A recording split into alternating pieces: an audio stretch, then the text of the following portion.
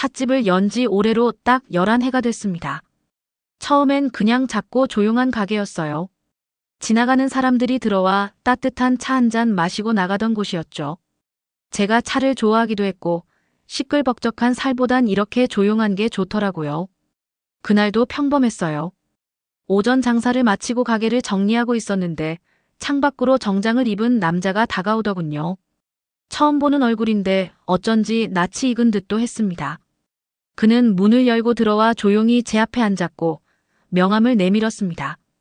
법무법인 산우 김태성 변호사입니다. 박연우 씨 맞으시죠?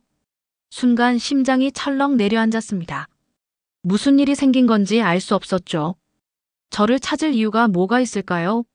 변호사라니. 저는 조심스레 고개를 끄덕였고 그는 봉투 하나를 책상 위에 내려놓았습니다. 유산 관련해서 확인받을 부분이 있어 찾아뵈었습니다.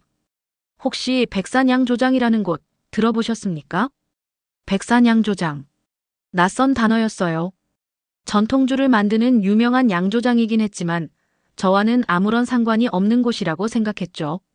그런데 변호사는 이렇게 말했습니다. 현재 백산양조장의 창업주이신 이재만 회장님이 중환자 상태이신데 상속 절차를 위해 유전적 확인이 필요합니다. 박연우 씨께서 그분의 혈육이 맞는지 확인하고자 합니다. 피가 거꾸로 솟는 기분이었습니다. 제게는 어머니 하나밖에 없습니다. 아버지라는 존재는 기억에도 사진에도 없어요. 어릴 때 물어보면 어머니는 늘 같은 말만 하셨어요. 그 사람은 우릴 버리고 떠난 사람이야. 그런 사람은 아빠가 아니야. 그렇게 아버지는 제게 금기 같은 단어였어요. 저는 그날 밤 잠을 잘 수 없었습니다. 머릿속이 복잡하게 뒤엉켰죠. 분명 이건 실수일 거라 생각했습니다. 아니면 누군가 장난을 치는 건 아닐까 별별 생각이 다 들었어요. 다음 날 저는 어머니에게 조심스럽게 물었습니다. 엄마, 혹시 아빠에 대해 나한테 숨긴 게 있어?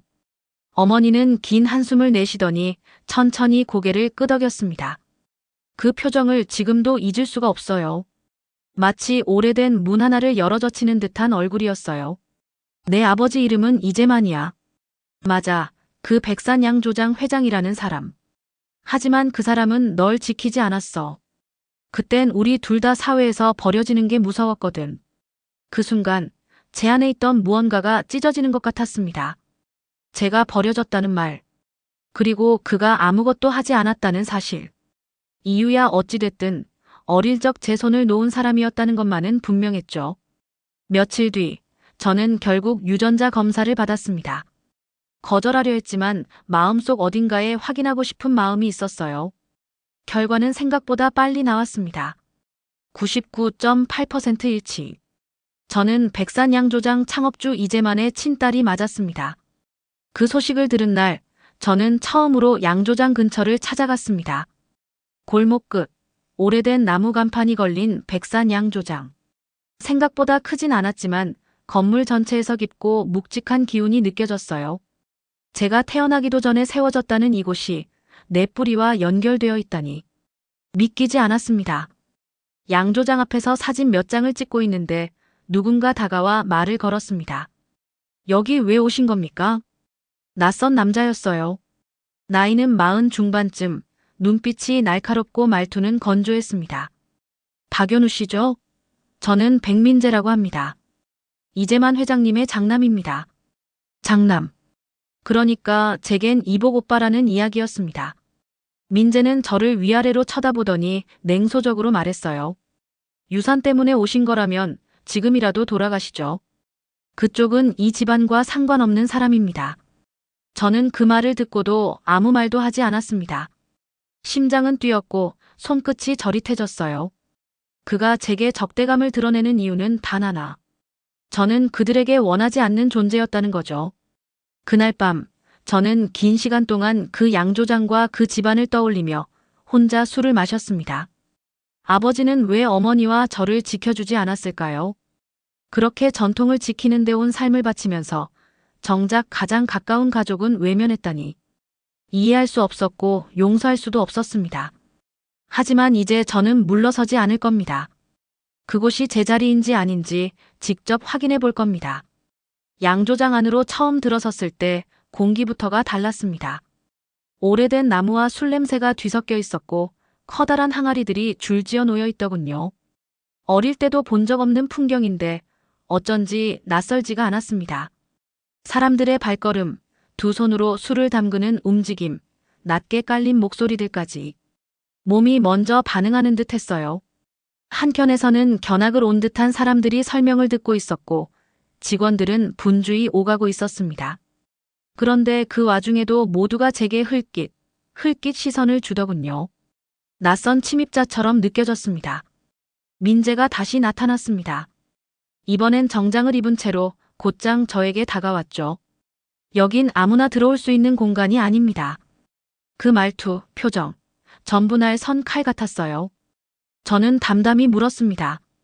여긴 제 아버지가 만든 곳입니다. 그렇다면 저도 그럴 자격이 있는 거 아닌가요? 민재는 쓴웃음을 지었습니다. 자격이요? 갑자기 혈육이라고 나타나서는 양조장을 휘젓겠다는 겁니까? 무슨 드라마도 아니고. 그는 손짓으로 저를 직원들이 보이지 않는 뒷창고 쪽으로 데려갔습니다. 거기엔 이미 정리 중인 술독들이 무더기로 쌓여 있었습니다. 항아리 대신 금속 탱크, 자동화 기계들이 설치되고 있었죠. 전통 방식이란 건 이제 구시대 방식입니다. 돈이 안 돼요. 시장이 원하는 건 빠르고 균일한 제품입니다. 그게 우리 회사의 방향입니다. 저는 그 순간 확실히 느꼈습니다. 이 사람은 전통을 지키는데 관심이 없어요. 오직 수익, 성장, 브랜드 이미지에만 집중하고 있었죠. 저는 항아리 옆에 손을 얹으며 조용히 말했습니다. 아버지는 이 항아리들을 지키기 위해 가족도 포기하셨답니다. 그 전통을 없애려는 당신은 과연 뭘 위해 사는 거죠? 민재는 입을 다물었습니다.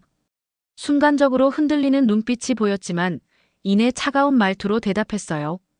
그런 감성팔이 이 업계에선 통하지 않습니다. 현실을 보시죠. 그가 떠나고 나서 저는 창고를 한 바퀴 돌았습니다. 그러다 구석진 서가에서 낡은 노트를 발견했어요. 종이엔 빛바랜 글씨로 이제만 비공식 기록이라는 문구가 적혀 있었습니다. 조심스럽게 첫 장을 넘겼을 때 너무 낯익은 이름이 눈에 들어왔습니다. 연우에게 전하는 말. 그 순간 가슴이 뛰기 시작했어요. 무언가가 시작되고 있었습니다. 노트를 들고 있는 제 손이 땀이 날 정도로 떨렸습니다. 그 얇고 오래된 종이 위에 적힌 연우에게 전하는 말이라는 5글자는 제가 태어나서 처음 보는 아버지의 글씨였거든요. 어떤 말이 적혀 있을까 두려움과 기대가 동시에 밀려왔습니다. 숨을 깊게 들이마시고 조심스레 첫 장을 넘겼습니다. 연우야, 너는 이 글을 언제쯤 보게 될까? 아마 내가 말도 하지 못하게 된 후겠지. 너를 떠올릴 때마다 나는 부끄럽고 또 미안하다. 그날 밤 내 어머니의 손을 놓은 것이 내 인생에서 가장 큰 잘못이었다. 하지만 나는 너희를 포기한 것이 아니라 지키기 위해 떠나야 했던 거란다. 손에 들고 있던 노트가 툭 떨어졌습니다. 가슴이 너무 아파서 더는 읽을 수 없었어요. 왜 이제야 이런 말을 하는 걸까요? 왜 그때는 그렇게 말하지 않았을까요? 우리를 지키기 위해 떠났다고요? 그런 말, 이제 와서 무슨 의미가 있을까요? 전 정말 오랫동안 아버지를 원망하며 살았거든요. 존재조차 인정받지 못하고 낯선 이름으로 살아야 했던 시간들이 갑자기 무색해지는 느낌이었습니다. 하지만 다시 노트를 들고 다음 페이지를 넘겼습니다. 백산양조장은 내 할아버지, 그리고 그 이전 조부가 이어온 전통이었다. 나는 이 양조장을 지키기 위해 자본가들의 유혹을 모두 거절했고 그 대가로 많은 걸 잃었다. 투자자들은 내게 가족을 버리면 돈을 대겠다 했다. 나는 그때 미쳐 있었던 거다. 그 전통을 지키는 것이 너희보다 중요하다고 착각했어. 그 글을 읽으며 저는 울었습니다. 조용한 창고 구석, 먼지 쌓인 책들 사이에서 저는 어린아이처럼 울었어요. 아버지가 저를 몰라본 줄 알았는데 아니었어요. 기억하고 있었고 사랑하고 있었어요. 단지 표현하지 못했을 뿐. 그 순간 모든 게 복잡해졌습니다. 분노와 슬픔, 미련과 사랑이 엉켜서 가슴속에서 소용돌이 쳤어요. 민재가 말했던 것처럼 전통은 낭만일 뿐일까요? 아니면 아버지가 그토록 지키고자 했던 이유가 따로 있었던 걸까요? 노트를 품에 안고 밖으로 나가려는데 창고 한편에 있던 문이 눈에 들어왔습니다. 잠겨있던 그 문은 철제였고 녹이 조금 슬어 있었죠. 저는 그냥 스쳐 지나치려 했는데 이상하게 그 문이 계속 신경 쓰였습니다. 손잡이를 조심스레 돌려보니 덜컥 열렸습니다. 안에는 더 어두운 방이 있었고 먼지가 자욱했지만 그 안쪽 벽 한편에 커다란 목재 선반이 있었습니다. 거기에는 오래된 사진들과 더불어 다양한 양조 기록들이 정리되어 있었죠. 그리고 선반 맨 위, 붉은 천으로 덮여있던 상자가 하나 있었습니다. 열어보니 그 안에는 작은 항아리 하나가 놓여 있었고 항아리 위에 이런 쪽지가 붙어 있었습니다. 이 술은 연우가 20살이 되는 해에 주고 싶었다. 이름도 없이 그저 딸을 위해 빚은 술. 그걸 본 순간 제 안에 무언가가 와르르 무너졌습니다. 아버지는 정말 저를 잊지 않았던 거예요. 말하지 못했을 뿐 술로라도 마음을 담고 싶었던 거겠죠. 그러나 한편으론 더욱 분노가 치밀어 올랐습니다. 이런 진심을 숨긴 채 왜 지금까지 아무 말도 하지 않았냐고요. 왜 내가 이렇게 돌아서야만 이런 사실들을 알게 되는 건지. 이 모든 감정을 누르며 저는 항아리를 조심스레 들고 나왔습니다. 양조장 마당에는 여전히 사람들이 오가고 있었습니다.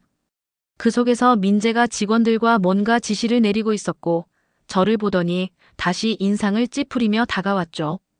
지금 뭐 하시는 겁니까? 제게도 이 양조장을 들여다볼 권리가 있어요. 무슨 권리? 이름 하나만 올린 딸이랍시고 들어와서 감성팔이하는 건가요?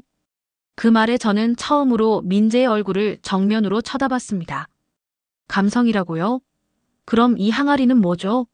이건 아버지가 제게 남긴 술이에요. 당신이 지우려는 그 전통, 그 혼, 그 모든 것들이 여기에 담겨 있어요. 민재는 제 말을 무시하듯 비웃더니 말했습니다. 그딴 항아리 몇 개로 회사를 움직일 수 있다고 생각해요? 이건 산업이고 비즈니스입니다. 감정 따위로 이기겠다고 생각하지 마세요. 하지만 저는 확신이 생겼습니다. 감정이 아닌 진심.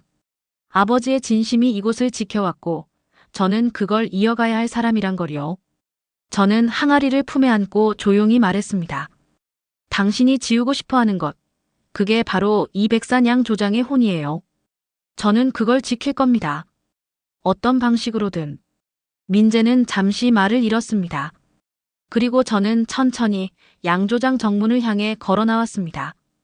이제는 도망치지 않을 겁니다. 감정에 흔들려도 복잡한 진실이 더 많아도 저는 이 길을 갈 겁니다.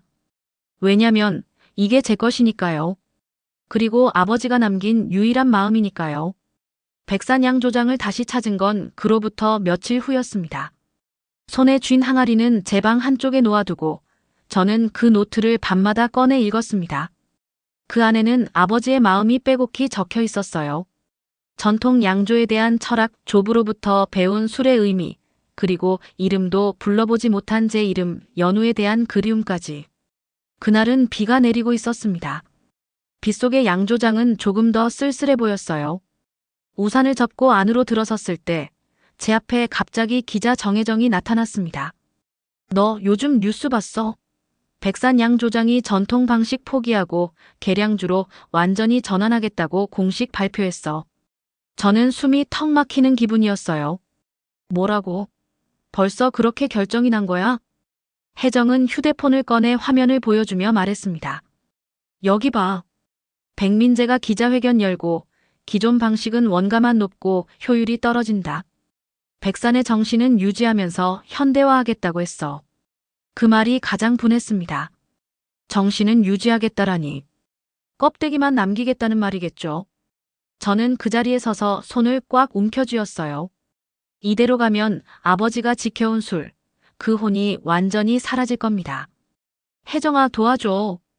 나 이 양조장을 지키고 싶어. 나만의 방법으로. 혜정은 제 눈을 바라보다가 고개를 끄덕였습니다. 좋아. 대신 내가 얼마나 진심인지 세상이 알게 만들어야 해. 나 기사 쓸게. 창업자의 숨겨진 딸, 전통을 지키기 위해 돌아오다 어때? 너무 자극적인 거 아니야? 지금 그 정도 자극 없이 사람들 눈도 못 돌려. 진심도 전달하려면 방식이 필요해. 그날 밤 저는 찻집에서 항아리를 꺼내 그 위에 손을 얹었습니다. 아버지의 손길이 남아있을 것 같았어요. 그러곤 작은 술잔을 꺼내 항아리 뚜껑을 조심스레 열었습니다. 수량이 퍼졌고 알 수 없는 감정이 목구멍을 타고 올라왔죠. 한 모금 마셔봤습니다. 깊고 부드러우면서도 알싸한 끝맛. 눈물이 저도 모르게 흘러나왔습니다. 다음 날 혜정이 쓴 기사가 포털 사이트 메인에 올랐습니다. 전통의 혼을 지키려 돌아온 박연우, 백산 창업자의 친딸이라는 사실 확인돼 댓글은 순식간에 수천 개가 달렸고 관심이 쏟아졌어요. 그날 오후 민재가 제 찻집으로 찾아왔습니다. 예고도 없이 경고처럼 문을 열고 들어오더군요. 이게 내 방식이야? 언론 플레이. 저는 담담하게 마주봤습니다. 당신이 그랬잖아. 이건 산업이고 시장이라고. 그 시장에서 말하는 방식대로 한 거야. 넌 지금 회사에 먹칠하고 있어. 아버지가 만든 회사를 지키는 거야. 그게 먹칠이라면 그동안 당신이 해온 건 뭐지? 민재는 말없이 서 있다가 천천히 입을 열었습니다. 그래서 뭐 어쩔 건데. 그 전통 방식으로 다시 회사를 운영하겠다고. 수익은? 투자자는? 직원 월급은? 나 혼자 하겠다는 게 아니야. 내가 할 수 있는 건 시작을 여는 일이야. 진짜 양조를 하고 싶어 하는 사람들, 그들을 모을 거야. 백산의 정신을 이해하는 사람들이 이곳에 다시 모이게 만들 거라고. 민재는 코웃음을 쳤습니다. 말만 번지르르 하군. 그런데 내가 모으겠다는 그 사람들, 어디 있어? 전통을 지키고 싶다는 말, 그거 하나로 얼마나 갈 수 있을까? 모르겠어. 얼마나 갈 수 있을진. 하지만 아버지는 40년을 버텼어. 나도 시작해볼 거야. 민재는 한참 동안 제 얼굴을 바라보다가 말했습니다. 넌 아버지를 너무 낭만적으로 기억하고 있어. 아버지가 널 지키지 않았던 건 그만한 이유가 있었어. 그건 당신이 말할 자격 없어. 그는 입을 꼭 다물고 돌아섰습니다. 문을 열며 마지막으로 말하더군요. 그 술 버려. 그런 거로 세상은 못 바꿔. 아버지는 그런 거로 세상을 바꾸고 싶었던 거야. 그리고 난 그걸 이을 거고. 그가 사라진 뒤 저는 의자에 앉아 한참을 창밖을 바라봤습니다. 비가 그치고 있더군요. 마음도 조금 가벼워졌습니다. 세상을 바꾸겠다는 거창한 욕심은 없어요. 하지만 한 가지는 분명했어요. 저는 이제 진짜 제 이름으로, 제 뿌리로 살아가겠다는 것. 그리고 이 술을 지키겠다는 것. 이제 시작이었습니다. 민재가 아무리 현실을 내세워 막아도 저는 뒤돌아서지 않을 겁니다. 이 술, 이 혼, 이 유산은 아버지가 제게 남긴 마지막 마음이니까요. 그리고 그 마음은 제가 이어야 하니까요. 백산 양조장을 다시 찾은 날, 저는 아버지의 노트를 품에 안고 마당 한가운데에 섰습니다. 아직 많은 게 낯설고 어렵지만 한 가지는 분명했어요. 이 공간을, 이 시간을, 그리고 이 술을 포기할 수 없다는 것. 그날 아침 뉴스에 다시 제 이름이 올랐습니다. 혜정이 쓴 두 번째 기사 때문이었죠. 전통주 명가 백산 양조장, 기계화 앞두고 창업자 딸의 공개 반발. 기사엔 제 얼굴 사진도 실렸고 아버지가 남긴 손편지 일부가 그대로 인용돼 있었습니다. 댓글에는 저를 지지하는 목소리도 있었지만 반발도 만만치 않았습니다. 갑자기 튀어나온 딸이 뭔 권리래. 감성팔이하지 마라. 술도 못 빚는 사람이 양조장을 맡겠다고. 어차피 또 한바탕 유산 싸움이겠지. 이해해요. 저 역시 예전엔 그런 기사들을 보며 참 얄팍하다고 생각한 사람이었거든요. 하지만 이건 단순한 유산 다툼이 아니에요. 아버지가 평생 지켜온 가치를, 그리고 그 안에 담긴 진심을 누군가는 지켜야 했어요. 양조장 뒤편 오래된 창고를 리모델링하기 시작했습니다. 혜정이 지역 청년 창업지원센터에 연결해준 덕분에 전통 양조 체험 공간을 조성할 수 있었어요. 처음엔 기술이 부족해서 한 발짝도 떼기 어려웠지만 다행히 아버지의 수제자였다는 분이 연락을 주셨습니다. 이종철 사부. 60대 초반, 짧은 머리에 고집스러운 눈빛을 가진 분이었습니다. 처음 제 앞에 나타났을 땐 냉정했어요. 당신이 회장님의 딸이라는 건 들었습니다. 하지만 양조는 피로 이어지는 게 아니라 손으로 이어지는 겁니다. 그 손에 진심이 없다면 아무리 혈육이라도 술은 거짓말을 해요.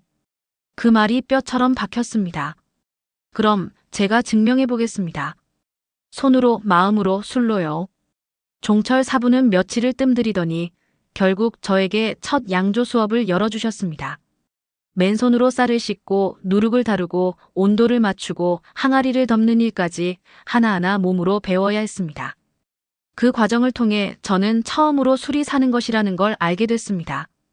술은 숨쉬고 잘하고 때론 반항도 했습니다. 내 마음이 흐트러지면 그 향도, 색도, 맛도 달라졌어요. 그 와중에도 민재의 압박은 계속됐습니다. 어느 날은 찻집 앞에 낯선 남자들이 서 있었습니다.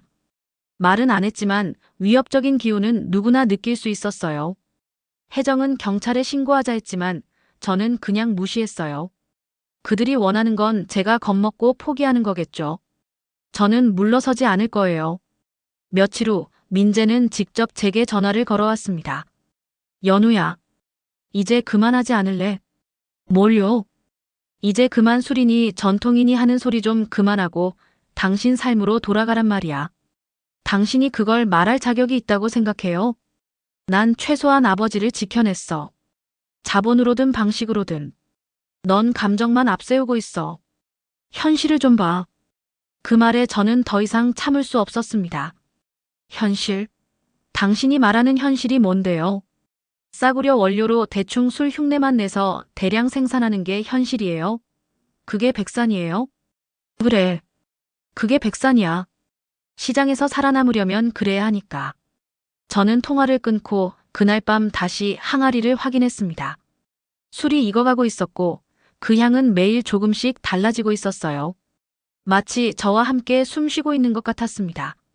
드디어 첫 시음의 날이 찾아왔습니다. 지역 소식지에 실린 기사 덕분에 생각보다 많은 사람들이 찾아왔고 종철 사부는 저를 대신해 술을 따랐습니다. 이 술은 진심으로 지키고자 하는 마음에서 빚은 술입니다.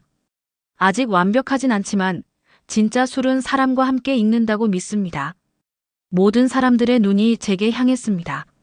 저는 마이크를 들고 말했습니다. 저는 이 술이 단순한 유산이 아니라 한 사람의 인생이고 철학이라고 생각합니다. 그리고 그 술을 지키는 게 제 몫이라고 생각해요. 사람들이 조용히 고개를 끄덕였습니다. 그날의 술은 아주 작은 양이었지만 많은 사람들이 돌아가며 잔을 들었습니다. 몇몇은 눈을 감고 향을 음미했고 어떤 이는 술을 한 모금 마시고 울먹이기도 했습니다. 그날 밤 저는 종철 사부와 단둘이 마당에 앉아 있었습니다. 오늘 술 어땠어요? 그는 조용히 말했습니다. 오늘 술은 아직 서툴러. 하지만 거짓이 없었어. 진심이 있었지. 그게 제일 중요해. 그 말을 들은 순간 저는 비로소 아버지를 조금은 이해할 수 있을 것 같았습니다. 그가 왜 우리를 떠날 수밖에 없었는지, 왜 그렇게까지 전통을 지키려 했는지. 아직 멀었지만 저는 이제 확신합니다. 이 길이 맞다는 걸요. 이 술이 제 것이고 이 양조장이 제 삶이라는 걸요. 그리고 민재가 뭐라 하든 저는 이곳을, 이 혼을 절대 넘기지 않을 겁니다. 백산 양조장 시음회를 마친 다음 날 저는 새벽부터 창고에 앉아 있었습니다. 항아리 뚜껑을 하나씩 열며 술의 상태를 확인하고 온도를 체크하고 누룩 냄새를 맡는 일은 이제 저에게 일상이 되었죠. 손끝에 전해지는 미세한 온도 차이, 술 냄새의 깊이, 그것들이 어느새 제 감각에 스며들고 있었습니다. 그날따라 마음이 몹시 복잡했어요. 사람들의 반응은 좋았고 기술자들도 한두 명씩 붙기 시작했지만 양조장을 본격적으로 다시 운영하려면 여전히 갈 길이 멀었거든요. 특히 민재가 가만히 있을 리 없었어요. 예상대로였습니다. 점심 무렵 양조장에 정장을 입은 변호사와 법무팀 직원들이 들이닥쳤습니다. 박연우 씨, 현재 이 부지는 백산 양조장 주식회사의 명의이며 무단점거로 간주될 수 있습니다. 또한 제품 유통에 따른 위생관리 기준 미달 여부도 검토하고 있습니다. 저는 차분히 그들을 마주봤습니다. 무단점거요? 전 백산 양조장 창업자의 직계입니다. 그리고 유통은 하지 않았어요. 체험을 진행했을 뿐입니다. 변호사는 말꼬리를 흐리더니 종이 한 장을 꺼내 테이블 위에 올려놨습니다. 회장님이 병세가 악화되기 직전 새로운 양조 방침에 동의하는 합의서에 서명하셨습니다. 이 안엔 전통 방식 중단, 자동화 도입, 신규 운영 인력 배제 조항이 포함되어 있습니다. 종이 위엔 아버지의 이름이 분명히 적혀 있었습니다. 하지만 이상했습니다. 글씨체가 불안정했고 그 날짜는 아버지가 거의 의사소통이 불가능하다고 들었던 시점과 겹쳤거든요. 저는 차분하게 물었습니다. 이 서명 누가 입회했습니까? 변호사는 대답을 회피했고 그 사이 민재가 등장했습니다. 이제 그만하지 그러냐? 그렇게까지 아버지를 팔아야겠어? 그 말에 제 속이 뒤집혔습니다. 아버지를 팔고 있는 건 당신입니다. 저 문서에 있는 서명, 병원 기록이랑 대조하면 위조라는 거 드러날 겁니다. 민재는 씩 웃더군요. 대조? 그래 봐. 이미 우리 쪽에 병원 이사도 있고 기록은 조정 가능하지. 세상은 내 생각만큼 정의롭지 않아. 그 말을 듣고도 저는 흔들리지 않았습니다. 세상은 정의롭지 않죠.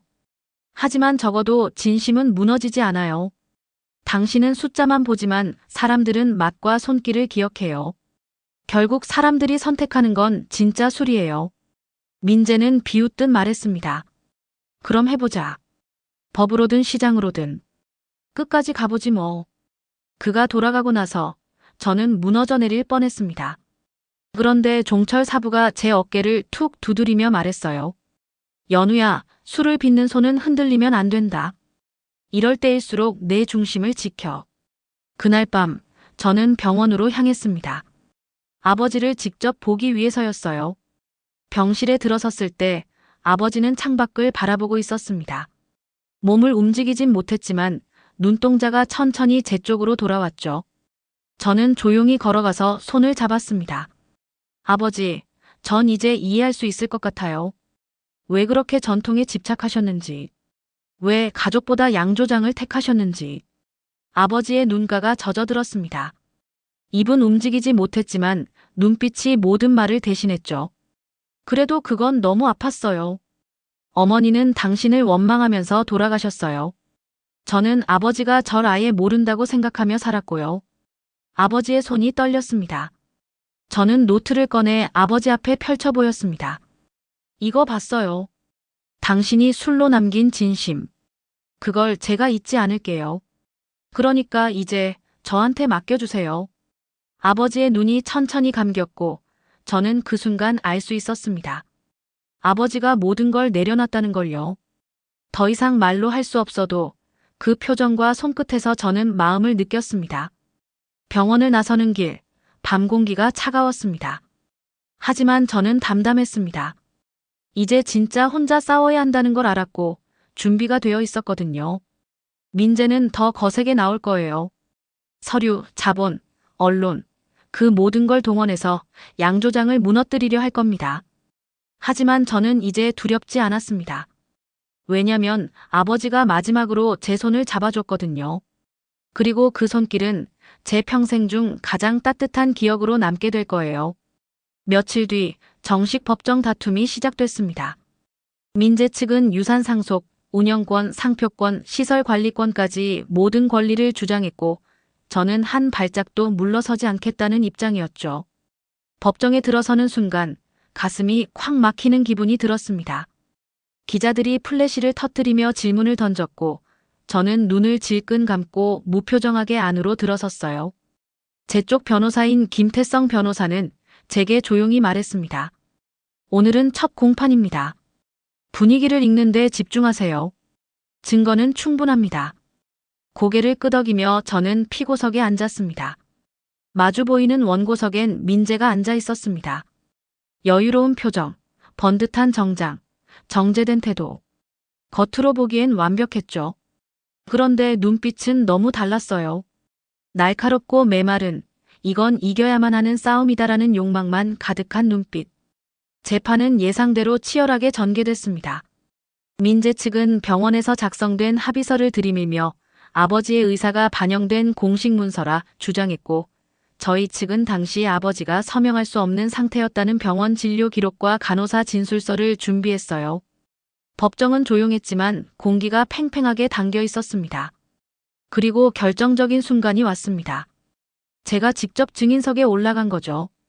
박연우 씨, 양조장 운영권을 주장하는 이유가 뭡니까? 판사가 물었습니다. 저는 마이크 앞에 서서 천천히 말을 꺼냈습니다. 저는 유산을 원하지 않습니다. 단 한 번도 그 재산에 욕심을 낸 적 없어요. 다만 아버지가 살아생전 온 생애를 바쳐 지켜온 백산의 전통을 없애선 안 된다고 생각합니다. 법정 안의 시선이 제게 집중됐습니다. 백산 양조장은 단순히 술을 만드는 공장이 아닙니다. 그 안엔 손의 기억이 있고 기다림의 미학이 있고 사람의 마음이 있습니다. 저는 그것을 지키고 싶습니다. 민재 측 변호사가 반박했습니다. 그런 감성적인 발언으로 운영의 정당성을 입증할 순 없습니다. 오히려 박연우 씨는 술에 대한 전문 지식도 경영 능력도 검증되지 않았습니다. 저는 정면을 바라보며 말했습니다. 술은 손이 기억합니다. 저는 지금도 새벽마다 술을 빚고 있습니다. 그리고 제 손으로 만든 첫 술을 마신 사람들은 울었습니다. 그게 제가 할 수 있는 대답입니다.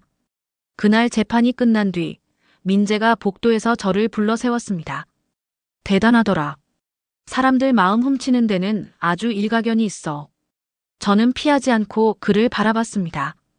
당신은 사람을 계산으로 봐. 숫자와 영향력, 이미지로만 판단하지. 하지만 사람의 입과 마음은 그보다 정직해. 이기면 뭐 할 건데? 회사를 내가 운영해. 자금도 없고 인력도 없고 오히려 파산만 앞당길 거야. 그래도 지켜볼 거야. 이 술이, 이 양조장이 당신이 생각하는 것보다 강하다는 걸. 그날 밤 혜정에게서 전화가 왔습니다. 야, 큰일 났어. 내부 제보가 나왔어. 무슨 제보? 민재가 아버지의 서명 대신 도장을 날인했다는 정황. 게다가 병원 기록도 조작한 흔적이 있다고. 다음 날 그 기사는 주요 뉴스에 대서특필됐습니다. 백산 양조장 상속 서류 조작 의혹 창업자 장남 법정 다툼 불가피. 그 기사를 보며 저는 가만히 앉아 생각했습니다. 이 싸움이 이제 끝을 향해 가고 있다는 걸 느꼈어요. 하지만 아직 마지막 한 걸음이 남아 있었죠. 민재는 여전히 버티고 있었습니다. 언론에 대응하고 법무팀을 총동원해 방어벽을 치고 있었어요. 하지만 시간이 갈수록 여론은 저에게 유리하게 흘러갔습니다. 결국 마지막 재판날 민재는 끝내 법정에 서지 않았습니다. 대신 그의 변호사가 판사에게 조용히 문건 하나를 제출했습니다. 원고 측은 백산 양조장의 운영권을 박연우 씨에게 이양하겠다는 의사를 밝혔습니다. 법정이 술렁였습니다. 저는 자리에서 일어나 정중히 고개를 숙였습니다. 그리고 그렇게 백산 양조장은 제 손으로 돌아왔습니다. 이름 하나로도 받아들여지지 않던 제가 이제는 술을 지키는 사람이 되었습니다. 하지만 끝은 아니었습니다. 백산을 다시 일으켜 세우는 일, 그건 지금부터가 진짜 시작이었으니까요. 저는 술을 빚는 손으로 다시 첫 항아리를 닫았습니다. 그리고 그 위에 아버지의 이름을 조용히 써내려갔습니다. 이제만의 술, 박연우의 마음. 이제 저의 술이 시작될 시간이었습니다. 백산 양조장의 이름이 제 손으로 넘어온 날, 저는 마당 한가운데에 서서 하늘을 올려다봤습니다. 바람이 살랑 불었고 그 바람에 항아리 덮개들이 사르르 흔들리더군요. 그 소리는 마치 아버지가 다시금 숨을 쉬는 것처럼 들렸습니다. 재판이 끝난 뒤 민재는 조용히 회사를 떠났습니다. 별다른 언론 대응도 없이 사람들 앞에 나서지도 않았죠.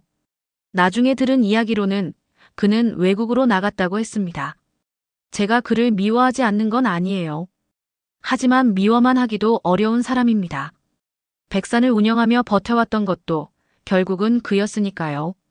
다만 그는 전통을 이해하지 못했고 그것을 지킬 마음이 없었을 뿐입니다. 양조장을 다시 여는 첫날, 저는 손수 아버지가 빚었던 방식 그대로 술을 담갔습니다. 종철 사부와 함께 쌀을 씻고 누룩을 다지고 항아리 온도를 체크하면서 하나하나 다시 시작했어요. 우리는 백산을 백산전 통양조연구소로 이름을 바꾸고 체험 프로그램과 청년 양조인 양성 프로젝트를 함께 시작했습니다. 이름만 전통인 술이 아니라 진짜 전통의 손맛이 이어지는 술을 만들고 싶었어요. 그리고 무엇보다 제가 이어받은 이 술이 사람들 곁에 오래도록 머무를 수 있도록 하고 싶었습니다. 처음엔 걱정이 많았습니다. 과연 누가 찾아올까? 누가 이 술을 기억할까? 하지만 첫 공개 시음회에 모인 사람들을 보면서 저는 알 수 있었습니다. 우리네 술을 기다리는 사람들이 아직 많다는 걸요. 그날 저는 항아리 하나를 꺼내 마당에 올려놓고 사람들 앞에서 뚜껑을 열었습니다. 그 향기가 퍼지자 모두가 조용해졌습니다. 술을 따르며 저는 이렇게 말했어요. 이 술은 누군가의 손으로 누군가의 시간을 들여 빚은 술입니다. 저는 이 술을 통해 아버지를 다시 만났고 저를 다시 알게 됐습니다. 오늘 이 술을 나누는 건 단순한 음료를 나누는 것이 아닙니다. 마음과 시간을 함께 마시는 일입니다. 어떤 분은 눈물을 흘리기도 했고 어떤 이는 묵묵히 잔을 들었습니다. 그 순간 저는 확신했습니다.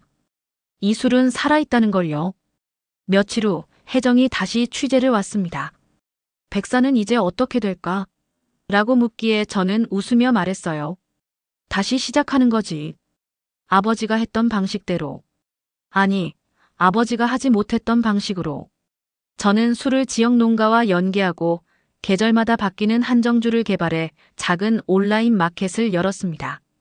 단 한 병도 기계로 대량 생산하지 않았고 모든 제품엔 손으로 적은 술의 이름과 날짜, 그리고 짧은 편지를 담았습니다. 이 술엔 바람이 들었습니다. 그리움이 들었습니다. 한 사람의 마음이 당신에게 닿기를 바랍니다. 사람들은 그것을 보고 정성이라 했고 어떤 이는 시라고도 했습니다. 저는 그 모든 반응이 감사했어요. 그해 가을, 저는 작은 축제를 열었습니다.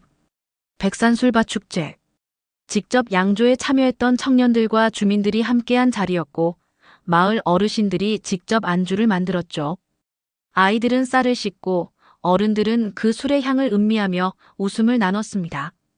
그 축제 한가운데 저는 작고 소박한 제단을 하나 마련했어요. 아버지의 사진과 어머니의 사진을 나란히 놓고 그 앞에 제가 만든 술 한 병을 올렸습니다. 이 술 두 분께 드립니다. 너무 늦었지만 이제야 제 손으로 드리는 거예요. 그날 밤 저는 마당에서 홀로 앉아 마지막 잔을 따랐습니다. 별이 쏟아지는 가을밤이었고 수량은 따뜻했습니다. 한 모금 입에 넣고 눈을 감으니 어린 시절에 제가 떠올랐습니다. 어머니 손을 잡고 골목을 걷던 그 기억, 이름 없이 살아가던 그 시절. 그리고 지금 제 이름이 쓰인 간판 아래서 제 술을 마시고 있는 이 순간. 저는 비로소 완전해졌습니다. 이제는 누가 제게 묻더라도 망설이지 않을 겁니다. 당신은 누구입니까? 저는 말하겠죠. 저는 박연우입니다. 백산에 술을 잇는 사람이고 한 사람의 딸이며 이 술을 지키는 마음입니다. 그리고 이 술이 있는 한 아버지도 제 안에 살아계실 겁니다. 그것으로 충분합니다.